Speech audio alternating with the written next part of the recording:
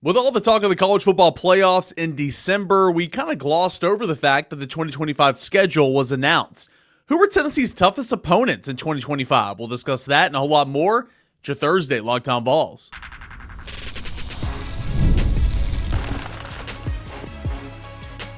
You are Locked On Vols, your daily podcast on the Tennessee Volunteers. Part of the Locked On Podcast Network, your team every day. Hey, good Thursday morning, everybody. Welcome into Locked On Vols. I'm your host, Eric Cain. Thanks so much for making Locked On Vols your first listen, your first watch here on the second day of 2025.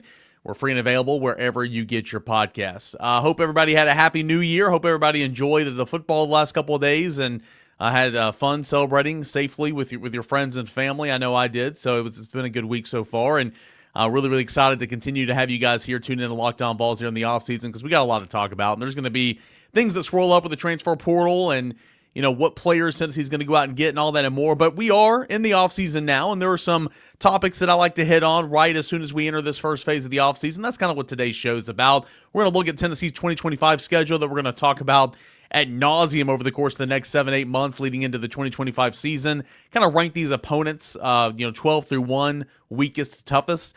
Look at some of Tennessee's players, younger players that stood out this year for the Volunteers, some breakout freshmen, then, of course, some of the super sophomores, all that and more here on a Locked On Vols Thursday show. So when you're looking at Tennessee's 2025 schedule, it came out, December the 10th, 11th, or something like that.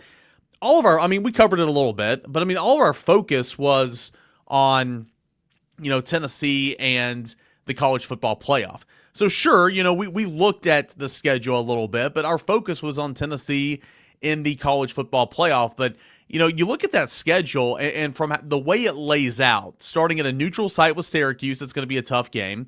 Moving on to ETSU at home, Georgia at home for the first time in quite some time in the month of September, and then UAB at home. You travel to Mississippi State, okay? And that's your first little leg of the season. So tough game against Syracuse, obviously a tough game against Georgia, and then a true road game at Mississippi State. You have an open date on the 4th. Come back and you've got a home game against Arkansas where Tennessee's going to be looking for some revenge on the 11th of October.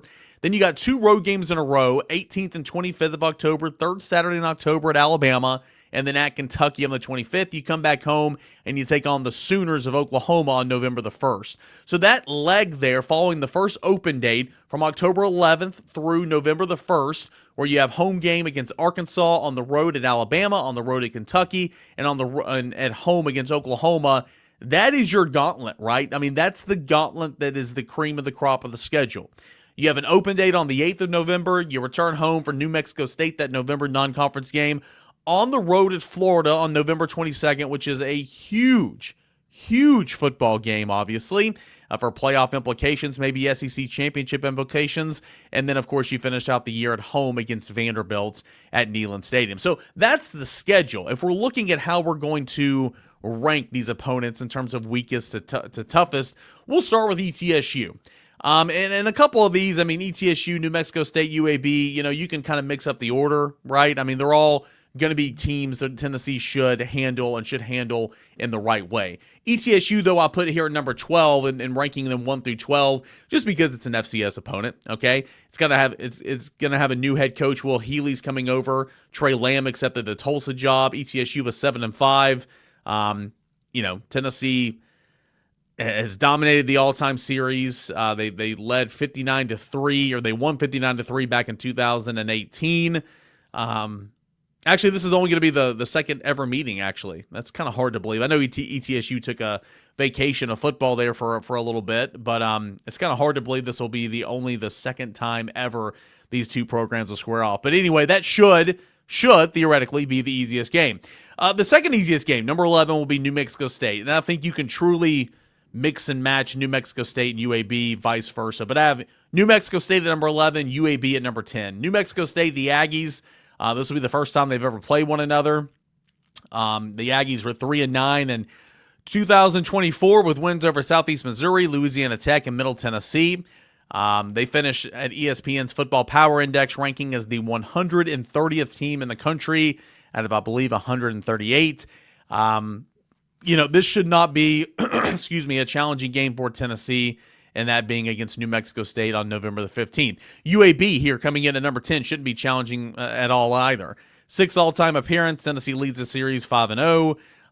They met in 2019. Tennessee won 30-7. The Blazers were 3-9 this past year. Of course, they're head coached by former NFL quarterback Trent Dilfer, who they came out and said that they're going to retain him. He's going to be the head coach again for the 2025 season. That should not be much of an issue for Tennessee. So now let's get kind of into the meat of the schedule, right? The 9th toughest game on the schedule, in my opinion, is going to be on the road at Mississippi State. Jeff Levy, year number 2. Of course, his connection with Josh Heupel.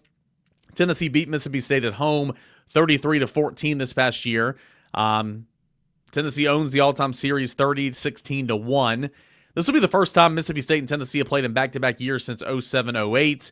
Tennessee's won 8 of the last 10 matchups. Mississippi State does return Blake Shapen, who was coming over from Baylor, had a season-ending injury. Michael Van Buren, the true freshman quarterback, is who Tennessee saw this past year. He entered the transfer portal, but at the end of the day, they had a lot of issues in 2024. They were 2-10, and so I think Tennessee is going to be able to handle Mississippi State with ease. The 8th toughest game on the schedule, in my opinion, is going to be the Kentucky Wildcats. It feels like it's never easy with Tennessee and Kentucky here of late. I know Tennessee thrashed them in 2022. Tennessee won a shootout in 21. Tennessee won on the road with a big fourth quarter from Dylan Sampson in 2023. And then, of course, Tennessee won, by a touchdown at home this past season against Kentucky. So, yeah, sure, Tennessee owns this series. But here lately, 3 of the 4 years under this regime, this has been kind of a tough game, to be completely honest with you. But nonetheless, it's going to be a completely different looking Kentucky Wildcat team. Brock Vandegrift is retired from football. Quarterback Gavin Wimsatt entered the transfer portal. So it'll either be Connor Boley or Zach Calzada coming back to the SEC, who's going to quarterback Kentucky in 2025. They also lost some big-time weapons at the perimeter in Dane Key and Barryon Brown, who's a really good returner as well. So Kentucky's going to be, which I think they always play solid defense, and the last couple of years they've been a quarterback away from being halfway decent. This past year they didn't have a good rushing attack, but Kentucky usually has a good running back and a good defense. And the last couple of years they've had Dane Key and Barryon Brown, and a couple of years ago they had, what was his name? Robinson, another good receiver. But they just didn't have the quarterback, whether it was whether it was Brock Vandegrift, whether it was the former quarterback that I'm blanking, Devin Leary, whether it was obviously Will Levis. It just never clicked for Kentucky. But I think Kentucky's going to be even weaker than normal this year, and so I think Kentucky comes in there at number 8. Arkansas will be the 7th toughest game in my opinion. Tennessee obviously looking for revenge in this football game. Arkansas upset Tennessee at home in 2024, 19-14. And boy, that was one that really came back to bite Tennessee, because Tennessee wins that game. Tennessee hosts a first-round playoff game at minimum, and how different could that college football playoff picture be? Nonetheless, Tennessee is 13-7, leading the series, but Arkansas has won 4 straight and has won 5 of the last 6. UT's last win against the Razorbacks in Knoxville was all the way back in 07. Set to return Taylon Green, set to return Braylon Russell after flip-flopping through the transfer portal a couple times this offseason. So they've got a decent basis. They've lost a couple of offensive linemen, that's for sure, but this should be a game, especially at home, that Tennessee gets some revenge. Moving on to number 6, and we'll say the top 5 for segment number 2. Number 6, the toughest game on the schedule for Tennessee in 2025, in my opinion, will be the Oklahoma Sooners. At home, Josh Heupel, of course, an emotional win at Oklahoma. Huge road win at the time, relying on defense, relying on that run game when Tennessee was down at starting, offensive tackles. Oklahoma leads the all-time series 3-2, but of course Tennessee just won that last matchup. This will be the first time that Tennessee will host Oklahoma after losing to Oklahoma in double overtime at home back in 2015. Let's see here. Jackson Arnold into the portal. Michael Hawkins has looked good in the bowl game under new offensive coordinator. The program also brought in 2 more signal callers, including John Meter of Washington State. So that's going to be really interesting to see that quarterback battle for Oklahoma this offseason. So I think that game is going to be of importance. Oklahoma obviously showed some punch there towards the end of the season, knocking off Alabama and ruining their college football playoff aspirations. It's not going to be a gimme, but I do think it's one of the more obtainable games at home. And, of course, that's coming on November the 1st, Tennessee versus Oklahoma. We'll get into the top 5 and how those top 5 teams kind of rank in terms of toughest to strongest to weakest.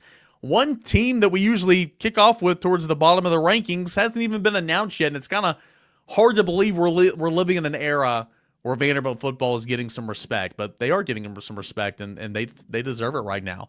Where do the Commodores fall in? Who are the top 5 toughest opponents for Tennessee in 2025? That's coming up next as we continue on here this Thursday morning edition of Locked On Vols. The NFL playoffs are almost here, but it's not too late to get in on the final regular season action of the year with FanDuel. It's America's #1 sportsbook. Right now, new customers can finish the season strong with $250 in bonus bets if your first $5 bet wins. FanDuel has so many ways for you to pick up that W. I love betting on which player is going to score a touchdown and how many points each team will score. It really is thrilling. Not only can you bet on who will win the games, but FanDuel also has bets for which players will score touchdowns, how many points each team will score in the game, in the half, in the quarter. The prop bets are endless over at FanDuel Sportsbook. Just visit FanDuel.com to join today. That's FanDuel.com for your chance at $250 in bonus bets. Make every moment more with FanDuel. It's an official sportsbook partner of the NFL. All right, guys, welcome back into your Thursday morning edition of Locked On Vols. Appreciate you for being here, and as always, make them Locked On Vols your first listen, your first watch. Everybody that was with us throughout 2024, can't thank you enough. I know I say this a lot. Might fall on deaf ears. Maybe you roll your eyes. That's fair. But I get to do this, and I get to make money doing this, and I consider, as Lou Garrett would say, the luckiest man alive, because this is really, really cool, and it's all because of you. So I thank you so much for being here, supporting the show, telling your friends, subscribing, downloading us wherever you get your podcasts. That's how the show grows, and really, really do appreciate you guys. All right, so let's get back into the 2025 toughest football opponents conversation. I already ranked them 12 all the way down to number 6. At number 12 was ETSU. Number 11 was New Mexico State. Number 10 is UAB, okay, 3 of the 4 non-conference. Number 9, Mississippi State on the road. Number 8, at Kentucky. Number 7, Arkansas at home. Number 6, Oklahoma at home. And sure, coming in at number 5, maybe this is just a little premature. Maybe I'm living in the moment too much from quarterback Diego Pavia and all the excitement that he is, igniting Vanderbilt football, right? Do I think Vanderbilt football has a chance to win the SEC next year? No. Do I think Vanderbilt football has a chance to make the college football playoffs in 2025? No, I don't. However, can Vanderbilt football win 6 or 7 games? Yeah. Can Vanderbilt football win 8 games, be bowl eligible, knock off, make things interesting for teams who are vying for a spot in the college football playoffs? Yeah. It absolutely can, because it did to Alabama, and it took Texas down to the wire. And I know Auburn wasn't in that conversation, but it won on the Plains. I mean, nobody's more upset about Diego Pavia coming back and playing quarterback at Vanderbilt than Hugh Freeze at Auburn, because that guy just can't get away from losing to Diego Pavia. Nonetheless, all right, I do have Vanderbilt at number 5. And sure, Vanderbilt could have maybe come into number 6 or 7, but Diego Pavia tried to get another year of eligibility, was not granted it. He sued the NCAA because whatever his basis was, saying the junior college year shouldn't count or whatever it was, ended up winning because, the NCAA is over the last couple of years in court, okay? And again, that paved the way for guys like Miles Kitselman to come back for Tennessee, which is a good thing. Conversation for another day. Is this good for the game? Probably not, but again, we're not going to get into it right now. But what it is Kitselman coming back for Tennessee is good for Tennessee. Pavia coming back for Vanderbilt is great for Vanderbilt. And they're coming off a 7-6 regular season campaign, okay? They won their bowl game. Tennessee obviously wins the all-time series. They beat them up 36-23 this past year after falling behind 14-0 in the first 4 minutes of the game. It could not have been a worse start. Tennessee did its due, but Vanderbilt obviously has got a punch right now. And we'll see what that roster looks like as the transfer portal window kind of continues and the additions they make. But when you got Diego Pavia, a dual-threat quarterback, and a guy that guys rally around, that's pretty good. So I put Vanderbilt there at number 5. And again, maybe that's bullish, but I have Vanderbilt there at number 5. Number 4 is going to be Syracuse. And here's the thing about Syracuse at a neutral site to begin the season. If Kyle McCord, and again, like I said, the NCAA is over for the last couple of years, Kyle McCord is challenging the NCAA for yet another year of eligibility. I don't have his bio pulled up. I don't know how that's possible. I haven't studied this case. But what I do know is Kyle McCord is He submitted a waiver for another year of eligibility. It was denied, and he's appealing it right now. So we'll see what happens with Kyle McCord, the former Ohio State quarterback that came over and was fantastic for Syracuse in year one. In fact, he set the ACC single-season passing record in 2024. If Kyle McCord is back and starting quarterback for Syracuse, maybe Syracuse moves up a couple spots. If he's not, maybe Syracuse moves down a couple spots. End of the day, though, Syracuse had a really, really good year. A really good year. 9-win regular season, won its bowl game in the Holiday Bowl over Miami. Sure, Cam Ward didn't play in the second half. That's, again, a conversation for another day. But a 10-win season, finished with identical 10-3 records, did Tennessee and Syracuse. They got a history as well. Tennessee had a 1-point win over Syracuse back in 1998, a part of the monumental run to Tennessee's national championship. This is going to be one of those premier matchups, especially if Kyle McCord is playing to kick off the season. They kick off the season in the Aflac kickoff game down in Mercedes-Benz Stadium in Atlanta, August the 30th. So this is going to be a big-time game. And if Kyle McCord is quarterback in the orange, it's going to be a massive game. So that's why I have Syracuse there at number 4. Number 3, you got your big 3 here to end it, okay? And here's the order I'm going in with it. Number 3 is going to be at Florida, all right? Tennessee has not won in the Swamp, okay, since 2003. Tennessee's won 2 of the past 3 matchups, both being at home. Snapped an 11-game losing streak in the series back in 2016. Tennessee won in overtime this past year, 23-17. This will only be the 4th contest between the two programs in the month of November. First since 1954. That's kind of hard to believe. And as we talked about, last week, who has more momentum in the offseason? Like, yes, it stinks, the loss to Ohio State in the college football playoff. Yes, some of the transfer portal names, it kind of stinks. But,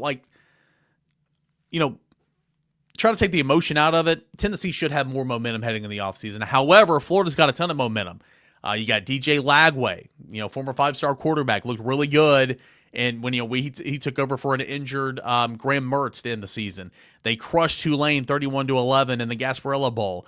Jaden Baugh, running back, Eugene Wilson, the wide receiver, they're set to return. There's a lot of momentum down there at Florida for 2025, and maybe because it's in the Swamp, I should even move this ahead of Alabama. But for now, I'll have Florida here as the 3rd toughest game. Tennessee just hasn't won in the Swamp in a long time. And it's going to be an extremely, extremely challenging football game. It'll be in late November, so it's not going to be super, super humid or super, super hot. It should feel pretty good. No excuses. Go down there and beat the Gators next year.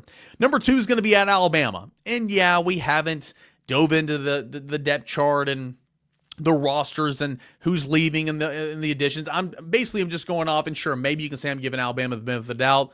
But year over year recruiting, that roster's still pretty good, right? Same with Georgia. Plus, it's on the road. Tennessee, Alabama.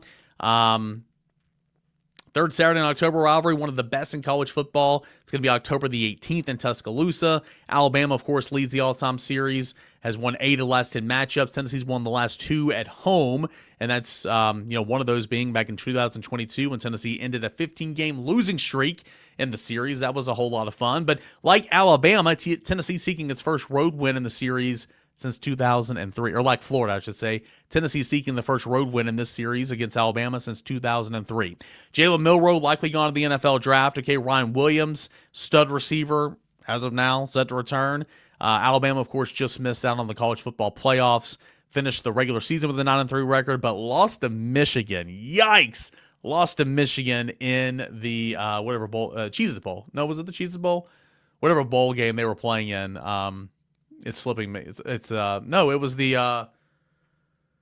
Oh my gosh, what bowl? It was against Michigan. Whatever bowl game it was. I'm sorry, but they lost a couple days ago, so that's kind of funny. Number 1 is going to be Georgia. Same song and dance. We'll dive into their roster and their additions to the portal and subtractions and all that.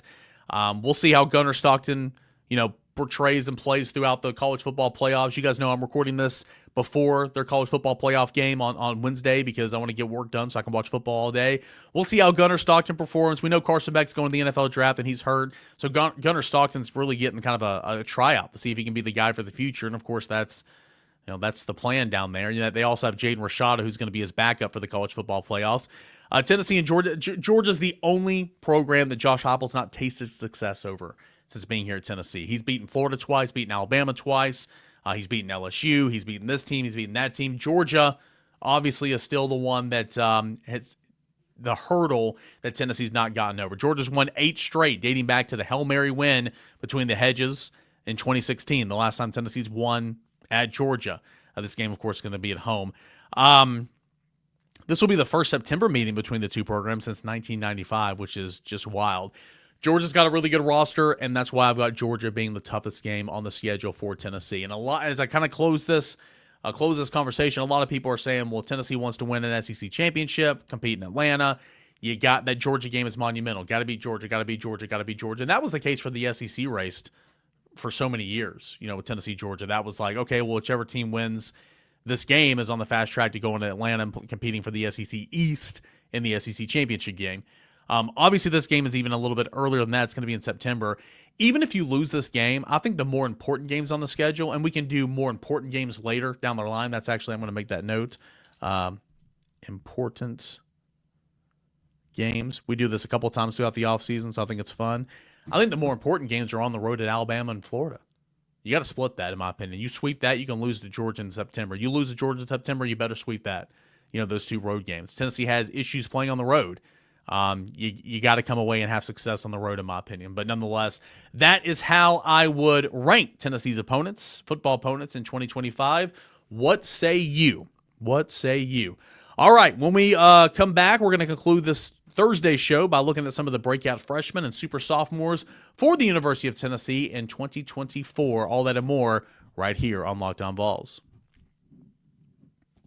Attending the new 12-team college football playoff games is an incredible experience that brings fans together like never before. I remember the excitement of the past playoff games and can't wait to make new memories with the updated format and the extra teams involved. Game Time has a new feature called Game Time Picks that makes getting tickets for events even easier. It filters out all the fluff to show you only incredible deals on great seats, so you don't have to waste time searching through thousands and thousands of tickets.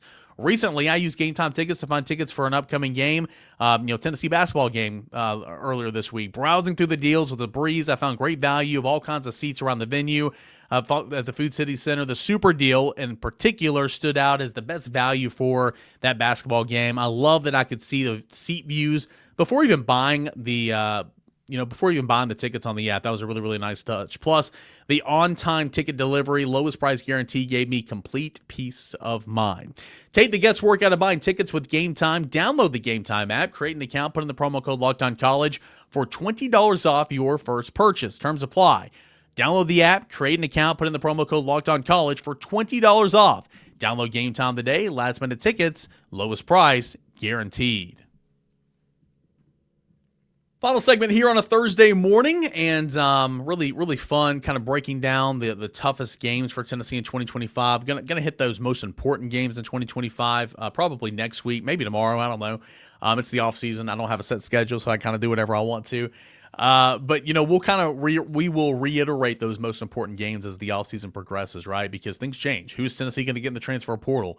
What injuries to hopefully not Tennessee, but maybe Tennessee's opponents could change in spring practice, could change the landscape of these games moving forward. Long off season, but we're gonna get you ready, and it's still fun to have these conversations. And we talk football 5 days a week, all year round, right here on Locked On Vols. We'll talk number one Tennessee basketball, don't you worry. We'll talk reigning national champion Tennessee baseball. Lady Vols, excited to see what the Lady Vols do in SEC play with Kim Caldwell. We'll talk a little bit of all that, but you guys know it. We're football first and foremost right here on the show. Let's take a look at some of the freshman breakout players of the year for Tennessee. Obviously, Tennessee doesn't play a lot of freshmen, which kind of irks some fans a lot of times. And in this day in college football, coaches must be, they're aware, but they must accept the fact that, hey, if you don't play a freshman, you might lose them. And I'm not to say that you need to bend the knee and cater to players who have all the leverage nowadays. They didn't have any leverage a couple of years ago. Now have all the leverage. I think it's too much leverage. They deserve to get paid. They deserve to have some leverage, but it's way too much right now. I'm not saying that that's the right or the wrong answer. I'm just saying if you don't play some of these highly touted, recruited freshmen, then you need to be okay with, hey, they're probably going to look around. They're probably going to want to leave. So that's something that, the staff needs to try to work through in the coming years. And you see Jeremiah Smith at Ohio State. You see Ryan Williams at Alabama. You see a lot of these freshmen around the country that, sure, they might not be perfect, But boy, they're athletic, they're good, and they're learning on the fly. So I think so many of these guys for Tennessee could be in that same category. But still, some freshmen did play, and I think it's kind of easy, at least on defense, who I'm going to talk about. But let's start with offense. Offensive freshman breakout player of the year, I'm going to give it to Peyton Lewis. Largely in part because Mike Matthews didn't play an awful lot. He should have played a whole lot more. Mike Matthews should have played a whole lot more. Inexcusable in my opinion. But you look at Peyton Lewis. Peyton Lewis did a great job mid-spring. Limited in fall camp, okay? Give Darrell Sims a lot of credit for getting him ready because, of course, Dylan Sansom was your bell cow. Deshaun Bishop started the season as the number 2 tailback, but he suffered some injuries. And then Peyton Lewis was ready to roll in there. And he jumped Cam Seldon, and Peyton Lewis went in there, and he was pretty productive, man. Finished his rookie year as the 4th leading rusher, 339 yards on 64 attempts, 5.3 yards per carry, which is really good. That was the 3rd best on the team behind Bishop and, of course, Sampson. Lewis scored 3 touchdowns in 2024. 1 came against Kentucky in SEC play. Need to make an edit here on my story. 2 more came against UTEP in the November non-conference bout. The running back rushed for a career-high 99 yards on 10 carries against Kent State, 44 yards on 14 carries against Mississippi State, and finished the season strong in the college football playoff, really is the only option for Tennessee in the backfield in the second half against Ohio State because Bishop was banged up and Sampson, of course, was pretty much a non-factor in that game due to injuries. Season high 77 yards, or a team high 77 yards on 10 carries. I think the future's bright for Peyton Lewis. I really like I think he runs a little too straight up sometimes. We'll have to work with him on that. Speed's good. Toughness is good between the tackles. He's got the speed I think you gamers, correct me if I'm wrong. I need to go over and play with my nephew and play that game a little bit more. But correct me if I'm wrong. Peyton Lewis is the fastest rated Tennessee Vol in the video game, right? Really, really good out of the backfield as well. So I thought Peyton Lewis did a fantastic job, and I think him and Deshaun Bishop are going to be a nice 1-2 punch. I think Tennessee will go to the portal and try to get another back for depth for sure. But, as we get back to the running back by committee in large part because Dylan Sampson was just such a dude, I think Peyton Lewis was a really, really good freshman this past year, and I'm excited to see his future play out. All right. Look at the defense side of the football. This one's pretty easy. It's really the only true freshman that played significant time. Edwin Spillman at linebacker would have played significant time if it wasn't for all these injuries. But Boo Carter, all SEC freshman team, 13 games, 38 tackles, 3 TFLs, had a sack. First career interception against Mississippi State. He was named the SEC Freshman of the Week following Tennessee's overtime win against Florida.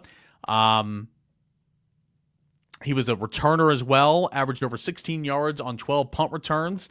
Thought he did a really, really great job. Played 387 snaps in the regular season, a career-high 45 snaps against Alabama.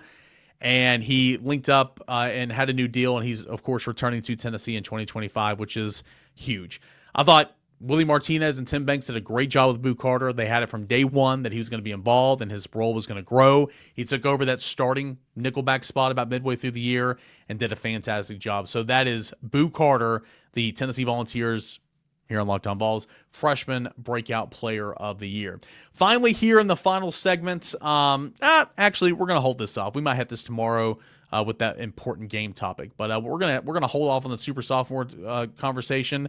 But here's a little bit of a spoiler, guys. It's all on defense because there were nobody on offense that is kind of in this conversation in terms of being a super sophomore.